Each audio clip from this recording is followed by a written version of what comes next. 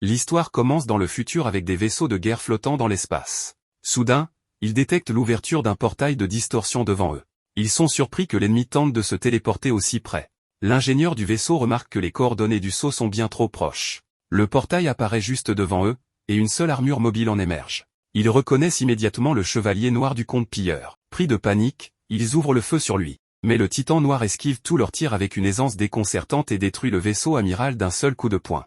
Il se lance ensuite dans un combat contre les chevaliers mobiles environnants, les éliminant en un instant. Il anéantit un autre vaisseau avec un seul coup de son épée mécanique. Les adversaires lui semblent trop faibles, n'existant que pour devenir ses proies. Il leur ordonne de se battre pour leur vie et de remplir leur rôle. À ce moment-là, sa servante, Amaji, le contacte et lui demande s'il va bien. Il la rassure et la remercie pour son plan, révélant qu'il a pu se téléporter à la position idéale grâce à elle. Il lui demande alors de montrer ce que le reste de leur force peut faire. Amaji comprend et donne l'ordre de déployer leurs troupes. Dès qu'elles entreront dans le champ de bataille, elles ouvriront le feu en suivant les directives de leur maître, Liam. La commandante des unités mobiles, Christiana, demande l'autorisation de débarquer, et Amaji la lui accorde. Cependant, elle l'informe que le taux de succès du saut est en chute libre. Christiana n'en tient pas compte et exige de passer quand même, prête à tout pour protéger Liam. Elle traverse avec succès le portail et rejoint son maître. Liam lui reproche son retard, et elle s'excuse avant d'annoncer qu'elle va s'occuper des ennemis mineurs à présent. Le combat fait rage. Lorsque la flotte de Liam atteint la portée de tir, elle déclenche une attaque massive, détruisant l'ennemi en grand nombre. Liam observe la scène avec satisfaction. À ce moment-là, Nias le contacte et lui demande ce qu'il pense du nouveau vaisseau de guerre qu'elle a conçu. Elle lui assure qu'il est équipé des meilleures performances et technologies de sa catégorie. Exaspéré, il lui demande de ne pas le déranger en pleine bataille avec ses bavardages inutiles. Mais elle continue de plaisanter et insiste pour qu'il passe une commande en gros s'il apprécie son vaisseau. Comprenant qu'elle ne le laissera pas tranquille tant qu'il n'aura pas commandé, il ordonne à Amaji de le faire. Peu après, le reste des unités mobiles de Liam se téléportent sur place et tous combattent ensemble. Liam ressent une excitation intense en écrasant les faibles sans la moindre pitié. Il leur ordonne alors de s'agenouiller devant lui, proclamant qu'il est Liam, le seigneur maléfique, et que ceci est sa vengeance pour la misère qu'il a subie dans sa vie passée. L'histoire remonte alors dans le passé, révélant que Liam était autrefois un simple employé de bureau pathétique. Un jour, après une dure journée de travail, il rentre chez lui et est accueilli par sa femme. Il lui demande où est leur fille et apprend qu'elle dort. Sa femme lui raconte que leur fille a supplié qu'ils adoptent un chien après en avoir vu un chez une amie. Liam pense qu'ils ne peuvent pas se le permettre pour l'instant et va voir sa fille dormir paisiblement. Plus tard, lors d'un jour de congé, il emmène sa femme et sa fille dans un refuge pour chiens. Sa fille, Kanami, s'amuse avec un chien, et sa femme, Mika, remarque que Liam regarde l'animal avec envie. Elle lui demande s'il en veut un aussi, mais il répond qu'il en avait un autrefois, et qu'il faisait partie de sa famille. Pour l'instant, avoir Mika et Kanami à ses côtés lui suffit. Il estime ne pas avoir le temps de s'occuper d'un animal. Le lendemain, en allant au travail, il pense que son emploi est difficile, mais qu'avec sa femme et sa fille, il peut surmonter toutes les épreuves. Une fois au bureau, il se fait réprimander par son patron pour ne pas l'avoir informé d'une affaire importante. Liam lui rappelle qu'il lui avait envoyé un message, mais son supérieur prétend ne jamais l'avoir vu. Un collègue lui apprend alors que le chef sort en club tous les jeudis et qu'il ne lit jamais ses messages ces jours-là. Liam comprend qu'il n'apprendra jamais. Sur le chemin du retour, il réfléchit à la façon dont son entreprise l'exploite. Son patron le traite comme un esclave, ses subordonnés se moquent de lui et volent son travail tout en lui attribuant les erreurs. Malgré tout, il se persuade qu'il peut être heureux tant qu'il a sa famille pour lui donner de la force. Il se tue à la tâche pour eux. Un jour, alors qu'il se rend au travail, il reçoit un message de son ami Nida lui signalant la sortie prochaine d'un nouveau modèle de mecha, avec l'adresse d'un magasin où l'acheter. Pendant sa pause, il se rend dans ce quartier pour trouver la boutique, mais il aperçoit sa femme en train de discuter avec un autre homme. Il se méfie, car elle était censée emmener Kanami au club de sport ce jour-là. Refusant de douter d'elle, il se convainc qu'il doit y avoir une explication. Le soir, il lui demande comment s'est passé le club de sport. Mika répond que c'était génial et que Kanami a même gagné un combat d'escrime. Sa fille confirme avec enthousiasme, et Liam se dit que ce qu'il a vu devait être un malentendu. Le lendemain au travail, il constate que son ordinateur ne passe pas en veille. Il sort pour sa pause, suivant le conseil d'un collègue de sauvegarder son travail et d'éteindre la machine. Par curiosité, il retourne au même endroit que la veille. Cette fois, il voit sa femme et sa fille marchant aux côtés du même homme. Puis, sous ses yeux, Kanami appelle cet homme papa. Il fut surpris par cela. Il retourna à son lieu de travail en se demandant pourquoi sa fille appelait un autre homme père. Il essaya de se convaincre que ce n'était rien, mais son patron le réprimanda pour son manque de sérieux. Il expliqua que c'était parce que son ordinateur faisait des siennes et qu'il avait dû l'éteindre puisqu'il ne se mettait pas en veille. Son patron lui ordonna alors de ne pas le mettre en veille du tout. Il rétorqua qu'il devait le faire pour des raisons de sécurité lorsqu'il prenait une pause. Son patron lui répondit alors de ne pas prendre de pause dans ce cas, et il se remit au travail. Peu après, il reçut un appel de sa femme lui annonçant que leur fille avait eu un accident. Il se précipita à l'hôpital et apprit qu'elle était en train d'être opérée. Le médecin lui expliqua qu'elle avait besoin d'une transfusion et que son groupe sanguin était O positif, correspondant à celui de sa mère. Or, lui était AB positif. Sa femme donna son sang à leur fille, mais il se rendit compte qu'un enfant de groupe O positif ne pouvait pas naître de parents ayant leur groupe sanguin. Il comprit alors que Kanami n'était pas sa fille. Plus tard, il demanda à sa femme qui était le véritable père de Kanami. Elle tenta d'esquiver la question, mais il insista avec colère pour qu'elle lui dise la vérité. Elle lui reprocha son emportement et lui rétorqua que c'était elle qui aurait dû être en colère, car il ne leur avait consacré aucun temps ces 10 dernières années. Elle avait épousé un homme pour être heureuse, mais il n'était jamais là. Il lui expliqua que c'était à cause de son travail, mais elle répliqua que son travail ne servait à rien puisqu'il ne recevait ni promotion ni prime suffisante. Elle insista sur le fait que Kanami avait besoin d'une bonne éducation, mais que son salaire ne le permettait pas. Elle ajouta que son travail ne valait rien et que, pendant qu'il travaillait, elle élevait seule leur fille et s'occupait de la maison. Il lui répondit que c'était son rôle, mais elle lui rétorqua que tout ce temps, elles avaient été seules, et que leur vie était la leur, pas la sienne. Elle prit la décision de partir avec Kanami. Désespéré, il demanda à sa fille si elle préférait rester avec lui ou avec son autre père. Kanami choisit l'autre homme, brisant ainsi son cœur avant de partir avec sa mère. De retour au travail, son patron lui montra qu'un virement de 50 millions avait été effectué depuis son ordinateur vers un compte inconnu. Il affirma qu'il n'avait jamais fait ce virement et comprit que quelqu'un avait dû en profiter lorsqu'il s'était rendu à l'hôpital. Son patron le renvoya sur le champ. Il trouva alors un emploi dans le bâtiment. Il expliqua que son licenciement avait servi de prétexte à sa femme pour demander le divorce et obtenir la garde de Kanami, tout en lui réclamant une pension alimentaire. Son ancienne entreprise accepta de ne pas porter plainte contre lui à condition qu'il rembourse l'argent détourné. À la fin de sa journée de travail, il rentrait seul dans sa maison vide. Il doutait de pouvoir rembourser toutes ses dettes et reçut un message de Nida à propos d'un épisode inédit d'un anime de mecha. Nida voulait le regarder avec lui, mais il ne se sentait pas capable de répondre à un message aussi insouciant. Il continua donc à travailler, espérant que les choses s'amélioreraient avec le temps. Il rêvait toujours de revoir Kanami, même si elle n'était pas sa fille. Mais un jour, il se mit à cracher du sang. En rentrant chez lui, il continua à tousser du sang en s'allongeant sur son lit. Il pensa qu'il ne pouvait pas se permettre un traitement, n'ayant ni économie ni assurance. Il se rappela que, selon certaines croyances, les animaux de compagnie reviennent chercher leur maître lorsqu'ils meurent, et il se demanda si le sien viendrait pour lui. Soudain, une étrange lumière apparut devant lui. Elle lui montra que c'était son patron qui avait détourné l'argent, et qui était aussi l'homme avec qui sa femme était au café ce jour-là. En réalité, son ancien patron était le véritable père de Kanami. À ce moment précis, il vit que cet homme et sa femme dînaient dans un restaurant luxueux en riant de lui. Il en pleura. Il pria pour que tout cela ne soit qu'un cauchemar, mais un homme apparut devant lui et lui dit que c'était bien la réalité. L'homme lui expliqua qu'il avait passé sa vie à travailler dur, mais qu'elle n'avait été qu'un tissu de mensonges. Il lui demanda s'il comptait laisser ces gens s'en tirer après tout le mal qu'ils lui avaient fait. Il refusa de les laisser s'en sortir impunément et décida de se venger. L'homme apprécia la haine dans son regard et se présenta comme étant un guide. Il expliqua qu'il avait développé un intérêt pour lui car il était un homme bon. Mais le protagoniste réalisa que vivre en homme bon ne lui avait rien apporté. Il aurait dû penser à son propre bonheur dès le départ. Le guide se réjouit de voir toute cette colère en lui. Le protagoniste déclara que, s'il avait une autre vie, il ferait tout ce qu'il voudrait, sans se soucier des autres. Le guide lui annonça alors une bonne nouvelle, il pouvait le réincarner dans un autre monde. Il lui demanda quel type de monde il souhaitait.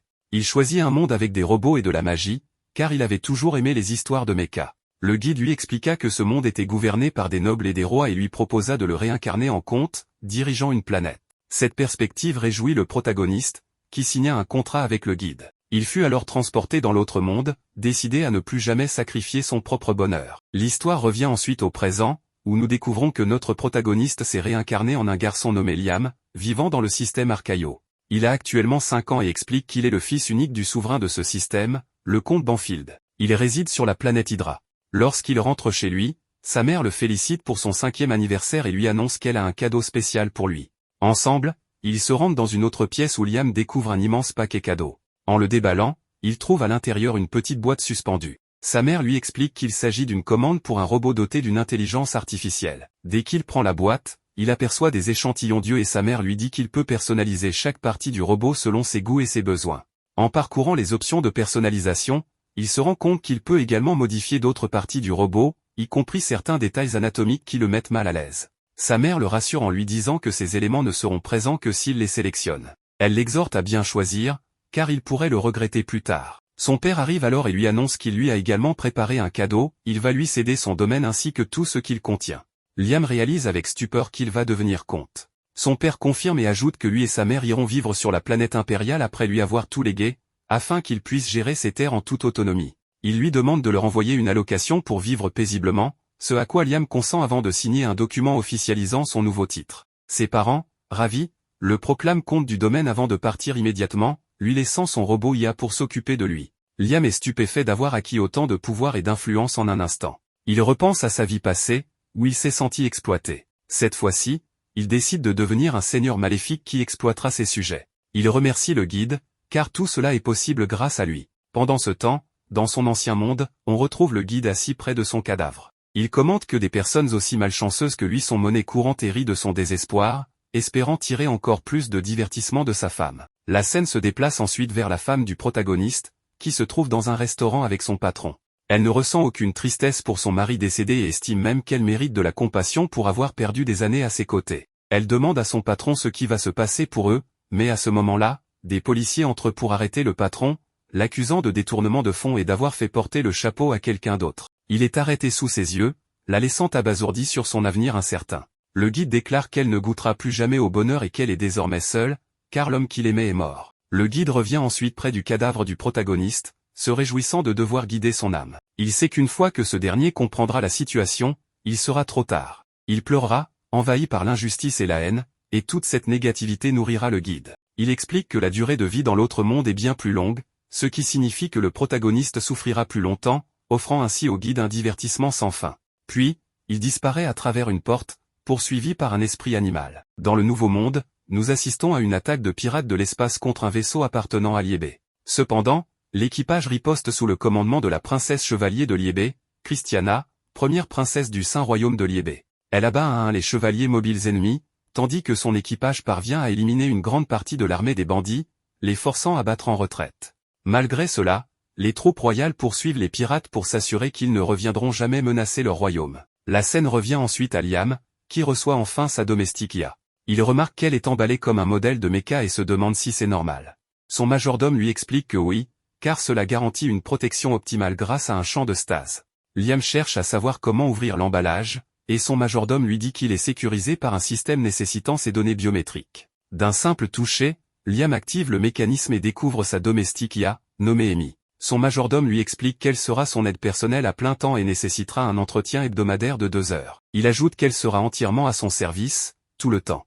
Curieux, Liam touche sa poitrine pour vérifier si elle est aussi douce qu'il l'avait spécifié dans les paramètres. Son majordome est surpris par ce geste, mais Liam explique qu'il ne fait que vérifier la conformité du produit. Il décide alors de l'emmener dans sa salle de jeu, malgré les tentatives de son majordome pour l'en dissuader. Il s'enferme avec Amy dans la pièce. Par la suite, on le voit plus à l'aise avec elle, lui demandant un massage. Pendant qu'elle s'exécute, il lui demande si elle prend des bains. Amy lui répond qu'elle se nettoie durant son entretien, mais que cela prendra un certain temps. Le majordome est étonné de voir à quel point Liam semble s'être rapproché d'Amy en si peu de temps, alors qu'il était nerveux auparavant. Il se demande ce qui s'est passé dans la salle de jeu.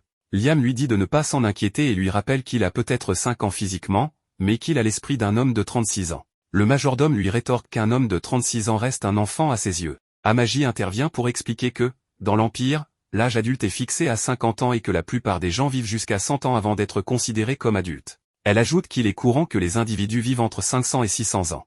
Liam comprend alors que, grâce à cette longévité accrue, il aura tout le temps nécessaire pour accomplir une multitude de projets. Le majordome lui dit de ne pas passer trop de temps avec l'IA, car l'Empire déteste fondamentalement les intelligences artificielles. Il l'avertit que s'il est vu en train de se rapprocher de cette poupée, de mauvaises rumeurs risquent de se propager à son sujet. Liam lui demande d'expliquer davantage, et le majordome lui raconte que l'humanité a failli être anéantie par les IA. À une époque, ces dernières ont pris le contrôle de la civilisation et ont mené l'humanité au bord de l'extinction. Cependant, un groupe de personnes a courageusement combattu ces IA et a fini par remporter la victoire, permettant à l'humanité de retrouver sa place légitime. Ce sont ces combattants qui ont fondé l'Empire, et c'est la raison pour laquelle l'Empire n'aime pas les IA. Liam se demande alors pourquoi sa mère lui a offert un robot IA dans ce cas, mais le majordome refuse de lui répondre. Liam insiste en lui rappelant qu'il est désormais son maître et exige la vérité. Le majordome lui révèle alors que ses parents l'ont abandonné et ont fui. Liam se demande ce qui les a poussés à fuir, et le majordome lui explique qu'ils étaient accablés par d'énormes dettes. Il mentionne que son arrière-grand-père, Alistair, était un souverain qui avait apporté la prospérité au domaine de la famille Banfield, mais qu'il avait échoué à bien éduquer ses héritiers. Depuis, le domaine a décliné sous la gouvernance de son grand-père et de son père. Liam s'inquiète alors pour son rêve de devenir un seigneur maléfique qui exploite son peuple. Le majordome lui explique que tous leurs créanciers possèdent désormais le droit d'exploiter les ressources de leur planète frontalière, et que leurs industries se sont effondrées, entraînant une chute des recettes fiscales. En conséquence, ils n'ont aucun moyen de rembourser leurs énormes dettes, et la situation ne fera qu'empirer, ce qui surprend Liam. La scène se déplace ensuite dans une taverne de son domaine, où les habitants apprennent que leur nouveau seigneur n'a que 5 ans. Ils supposent que les nobles vont encore prélever des impôts spéciaux, comme à chaque fois qu'un nouveau seigneur arrive au pouvoir. Ils se plaignent du fait qu'ils ne sont considérés que comme du bétail pour leurs dirigeants. L'aubergiste leur conseille de se taire de peur d'être entendus, mais ils n'en ont cure. Ils espèrent que ce nouveau seigneur sera bon, mais ils n'attendent pas grand-chose d'un enfant de 5 ans. Pendant ce temps, Liam est stupéfait par l'état de pauvreté de son domaine. Il se demande pourquoi ses parents lui ont confié cette responsabilité alors qu'il n'est qu'un enfant, et réalise qu'ils l'ont mis au monde uniquement pour lui faire porter le fardeau de leurs dettes. Il se sent utilisé et trahi, comme dans sa vie précédente, mais il refuse de laisser l'histoire se répéter. Il dit à Amaji qu'ils sont tous les deux des parias et lui demande si elle veut faire équipe avec lui. Amaji refuse, expliquant que sa raison d'être est de le servir depuis le début et qu'il n'a pas besoin de lui faire cette demande. Liam est soulagé par cette réponse, et elle lui demande de lui donner des ordres selon son bon vouloir. Il comprend et décide d'adapter les 3 lois de la robotique pour éviter qu'une guerre contre les IA ne se reproduise. Il annonce alors ses propres règles, qu'il nomme les 3 lois des robots serviteurs. Un robot serviteur ne peut pas blesser son maître ni permettre, par inaction, que son maître soit blessé. Un robot serviteur ne peut désobéir aux ordres de son maître, sauf si cela entre en conflit avec la première loi. Un robot serviteur doit protéger sa propre existence tant que cette protection n'entre pas en conflit avec les 2 premières lois. Amaji comprend et accepte ces lois. Liam lui demande ensuite si elle a des idées pour revitaliser son domaine. Elle répond que, puisqu'elle est une IA, ses idées risquent d'aller à l'encontre des philosophies de l'Empire. Toutefois, elle est équipée de fonctions qui peuvent l'aider à gouverner. Elle lui propose son assistance administrative. Liam avoue qu'il ne sait rien de la gouvernance et lui demande si elle peut quand même l'aider. Elle lui conseille alors d'utiliser une capsule éducative, expliquant qu'en 6 mois, il pourra assimiler 10 ans de connaissances et renforcer son corps. Liam s'inquiète de savoir qui dirigera son domaine pendant son absence. Amaji lui propose de s'en charger. Le majordome trouve cela trop dangereux, car une IA pourrait se retourner contre l'humanité. Mais Liam lui répond que tout ira bien tant qu'il reste son maître, et qu'il ne veut pas que l'humanité soit anéantie. Il précise qu'elle ne s'attaquera aux humains que s'il le lui ordonne. Le majordome objecte que l'Empire n'acceptera jamais un gouvernement dirigé par une IA, mais Amaji lui explique qu'aucune loi ne l'interdit formellement, c'est juste une préférence de l'Empire d'utiliser le moins d'IA possible. Liam ordonne alors au majordome, nommé Brian, de préparer une capsule éducative pour lui. Pendant ce temps, il confie la gestion de son domaine à Amaji. Elle accepte, et la scène se termine sur Liam entrant dans la capsule éducative. Avant que la capsule ne se referme, Liam pose une dernière question à Amaji, lui demandant si les IA possèdent des émotions. Il suppose que même si elles n'en ont pas, elles doivent posséder des algorithmes simulant le comportement humain. Il lui demande alors comment cela fonctionne. Amaji répond qu'elle ne sait pas si elles possèdent des émotions, mais qu'au moment où il lui a demandé de faire équipe avec lui, cela a provoqué une surcharge de mémoire cache dans son système. Liam est surpris d'entendre cela. Il entre alors dans la capsule éducative et demande à Amaji de bien veiller sur le domaine en son absence. Liam sort de sa capsule d'éducation et demande à Amaji combien de temps s'est écoulé. Elle lui annonce que cela fait 2 ans, mais il n'a pas l'impression que tant de temps soit passé. Elle lui explique que c'est parce qu'il n'y a aucune perception du temps dans la capsule d'éducation. Il se demande s'il est devenu plus fort, car il ne ressent aucune différence. Amaji lui répond que son corps a été physiquement renforcé, mais qu'il aura besoin d'une rééducation pour s'adapter à sa croissance corporelle. La scène coupe ensuite à Amaji lui montrant la situation économique du territoire Banfield. Liam remarque que tout semble aller bien et pense qu'il a bien fait de lui confier la gestion. Amaji est ravi d'entendre cela, et il mentionne qu'il devrait inspecter son territoire. La scène suivante se déroule au spatioport de l'armée Banfield. Liam y observe un vaisseau spatial décoller. Amaji lui montre le dock flottant et l'orbite satellite, expliquant que le dock flottant est l'endroit où les vaisseaux de guerre sont entretenus. Elle l'emmène ensuite à la base des chevaliers mobiles, et il est surpris de voir de vrais robots. Amaji lui explique qu'il s'agit des anciens modèles de chevaliers mobiles appelés Moev. Liam exprime son envie de montrer cela à Anita. Elle lui dit qu'ils n'ont pas assez d'argent pour entretenir ces machines, mais Liam veut essayer d'en piloter un. Amaji lui répond qu'elle va s'en charger, et il est ravi à l'idée de pouvoir le piloter. Après avoir arrangé cela, La scène coupe à Liam à l'intérieur du robot. Amaji lui explique que les mouvements de base sont automatisés, et qu'il contrôlera le reste avec sa magie, l'armure bougera exactement comme il l'imagine. Liam déconnecte les câbles reliés au robot et sort de la base. Il se demande si ce robot a des armes, mais Amaji lui dit qu'elles ont été retirées pour sa sécurité. Il veut essayer de combattre quelqu'un aux commandes de l'armure, et Amaji organise un duel. Le capitaine Masta de son armée vient alors l'affronter. Il croise le fer, et Liam parvient à vaincre Masta en un seul coup. Réalisant qu'il vient de l'humilier, Liam lui demande de le combattre sérieusement. Cette fois-ci, Masta le terrasse à main nue, ce qui surprend Liam. Amaji lui explique que le contrôle magique fonctionne en imaginant les mouvements, et que cela reflète les compétences réelles de combat du pilote. Plus tard, Liam dit à son majordome qu'il souhaite avoir un maître d'armes pour devenir plus fort. Son majordome lui répond que ce n'est pas nécessaire, car il n'aura pas besoin de se battre. Mais Liam insiste pour qu'il lui trouve un professeur. Il pense que s'il veut devenir un seigneur maléfique, il devra écraser et opprimer les autres, et pour cela, il a besoin de puissance. La scène coupe ensuite à sa rencontre avec son maître, qui se présente comme Yasushi, maître de la voie de l'éclair. Liam est enthousiaste, trouvant qu'il ressemble à un épéiste de drame historique. Il explique qu'il a fait appel à lui car il voulait le meilleur maître d'escrime. Yasushi déclare que son école cherche sans cesse à être la meilleure de l'univers, mais que personne n'a encore atteint le sommet. Il enchaîne sur un discours pompeux sur l'excellence pour se donner un air profond, mais Amaji le trouve suspect. Cependant, notre héros naïf tombe dans le panneau et pense qu'il s'agit d'un maître détaché du monde. Pour le tester, Liam lui demande une démonstration de ses compétences. Sur le terrain d'entraînement, Yasushi annonce qu'il ne montrera la technique qu'une seule fois, demandant à Liam d'apprendre ce qu'il peut en l'observant. Liam demande à Amaji d'enregistrer la démonstration. Yasushi exécute alors une technique appelée éclat, tranchant plusieurs rondins d'un seul coup. Liam est impressionné et demande à Amaji ce qui s'est passé. Après vérification de l'enregistrement, elle lui annonce qu'il n'a jamais réellement dégainé son épée. Liam se demande si Yasushi était si rapide que la caméra d'Amaji n'a pas pu capturer son mouvement.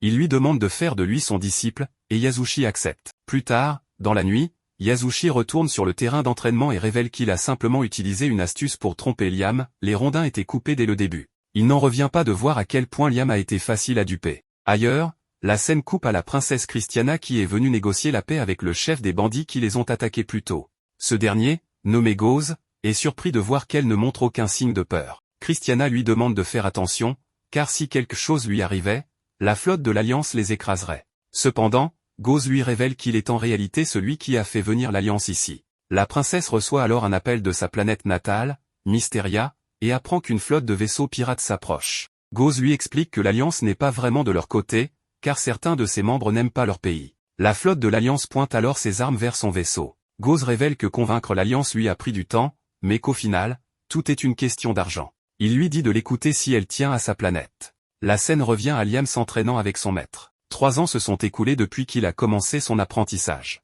Après un long entraînement, son maître annonce la fin de la séance et s'en va. Liam tente alors de reproduire la technique éclair, mais il n'y parvient pas. Il demande à Amaji pourquoi il ne peut pas maîtriser cette technique. Elle lui répond qu'elle ne peut pas le savoir, car elle n'est qu'une IA. Liam réalise alors que Yasushi ne lui a enseigné que les bases pendant tout ce temps, sans jamais lui apprendre cette technique secrète. Amaji lui dit au moins qu'il a pu maîtriser les arts martiaux de base. Mais Liam veut des techniques spéciales, des attaques qu'il pourra utiliser en combat. La scène coupe ensuite à Yasushi, qui se détend tranquillement chez lui. Il se félicite d'avoir trouvé un travail aussi facile, il est grassement payé pour enseigner à un enfant quelques mouvements de base.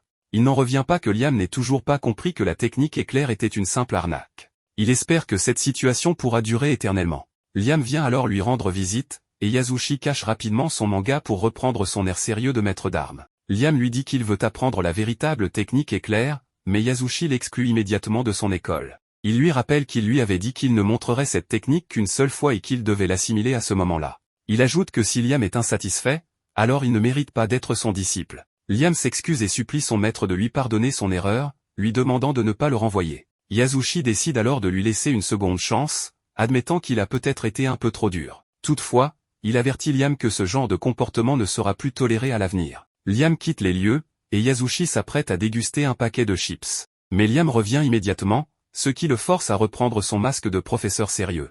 Liam lui annonce qu'il va lui offrir une prime supplémentaire pour le dérangement. Yasushi répond qu'il peut faire ce qu'il veut, et Liam ajoute qu'il ne pourra pas assister au cours du lendemain, car il a des affaires à régler. Il s'en va à nouveau, et Yasushi le traite d'idiot. Pendant ce temps, la scène change pour montrer Gauze, le chef des bandits, qui a capturé le vaisseau de la princesse Christiana. Elle lui demande ce qu'il compte faire d'elle, et il lui annonce qu'elle aura droit à un siège de choix pour assister à la destruction de sa planète. Elle le supplie d'arrêter, mais il refuse de l'écouter et donne l'ordre à ses vaisseaux de bombarder sa planète depuis l'espace. De son côté, Liam est frustré de ne toujours pas maîtriser de techniques avancées. Amaji lui montre alors le rapport économique du mois. Elle lui explique que la dette reste inchangée, mais que la production et les ventes augmentent de manière stable. Il la félicite, lui disant qu'il a eu raison de lui confier la gestion du territoire. Elle est honorée de ses louanges, mais mentionne que le taux de croissance est inférieur à ses attentes. Liam lui demande quel est le problème. Elle lui montre un rapport du programme social en cours, expliquant que les résultats obtenus sont bien en dessous des attentes par rapport à l'argent investi. Liam demande alors à voir l'homme responsable de ce projet. Lorsque celui-ci arrive, Liam lui demande de justifier les détournements de fonds détectés. L'homme tente de minimiser la situation, affirmant qu'il s'agit de dépenses nécessaires pour maintenir le bon fonctionnement du programme. Liam refuse de se laisser duper et l'accuse de fraude. Il remarque également que l'homme a utilisé un fournisseur différent de celui recommandé, sous prétexte que ce dernier était meilleur. Liam lui demande pourquoi, dans ce cas, les résultats ne sont pas au rendez-vous. L'homme tente de noyer le poisson en affirmant que dans ce genre d'affaires, rien ne se passe jamais comme prévu. Liam comprend alors qu'il est corrompu jusqu'à la moelle. Il se souvient que, dans sa vie précédente, les gens comme lui se servaient de ses excuses pour masquer leurs méfaits. Amaji découvre que ce département a déjà été impliqué dans une affaire de détournement de fonds. L'homme rejette la faute sur un subordonné, qui a été exécuté malgré l'absence de preuves concrètes. L'argent reste cependant introuvable. Liam, furieux, réalise ce qui s'est réellement passé et accuse l'homme d'avoir fait porter le chapeau à son subordonné avant de le tuer. Ce dernier tente encore de manipuler Liam en disant qu'il ne faut pas faire confiance aux poupées. Mais Liam, submergé par la rage, s'approche de lui, son épée à la main. L'homme finit par admettre que ses actes pourraient être considérés comme criminels, mais affirme que tout le monde fait la même chose. Mais Liam, sans un mot, dégaine son épée et lui tranche la tête. Il déclare alors avec colère que lui seul a le droit d'exploiter son peuple et que personne ne doit toucher à son argent ou à ses sujets sans sa permission. Amaji lui dit que l'homme est déjà mort et lui demande de déposer son épée. Liam ordonne qu'une enquête approfondie soit menée et que tous les fonctionnaires corrompus soient éliminés. Amaji l'avertit que s'ils exécutent tous les responsables corrompus, cela pourrait causer des problèmes de gouvernance. Liam est choqué d'apprendre qu'il y en a autant. Il lui demande quelle serait la meilleure solution. Elle lui répond qu'il faudrait créer un grand nombre de robots administratifs. Il n'aurait pas besoin d'être aussi perfectionné qu'elle, mais il en faudrait au moins 30, dont certains spécialisés en gestion politique. Liam accepte et lui donne carte blanche. Amaji lui demande s'il est sûr de lui, car cela pourrait ternir sa réputation. Mais Liam s'en moque, affirmant qu'il lui fait plus confiance qu'à quiconque. La scène change ensuite pour revenir à la taverne où les habitants discutent des récents événements. L'un d'eux annonce que le seigneur a exécuté tous les fonctionnaires corrompus. Un autre confirme que la durée de l'éducation obligatoire va passer de 3 à 6 ans. L'aubergiste mentionne que les ouvriers du bâtiment disent être débordés, car ils construisent de nombreuses écoles. Les habitants sont impressionnés par la prospérité soudaine de la planète. Ils admettent qu'ils n'auraient jamais imaginé un tel changement il y a 5 ans. Ils sont encore plus surpris d'apprendre que leur seigneur n'a que 10 ans. La scène revient à Liam, qui se rend au hangar des chevaliers magiques. Il estime que, après 3 ans d'entraînement à l'épée, il devrait être capable d'en piloter un. Il décide alors d'organiser un combat d'entraînement contre le capitaine, mais Yasushi l'arrête. Il lui dit qu'il n'y a aucun intérêt à piloter une unité de masse automatisée que n'importe qui peut utiliser. Yasushi lui explique que s'il veut atteindre les sommets, il doit piloter un modèle que personne d'autre ne peut manier. Liam est d'accord avec lui et demande au capitaine s'ils ont un tel modèle. Le capitaine lui répond qu'il existe un ancien modèle non automatisé, autrefois piloté par son arrière-grand-père. Liam décide alors que ce sera celui-là qu'il pilotera.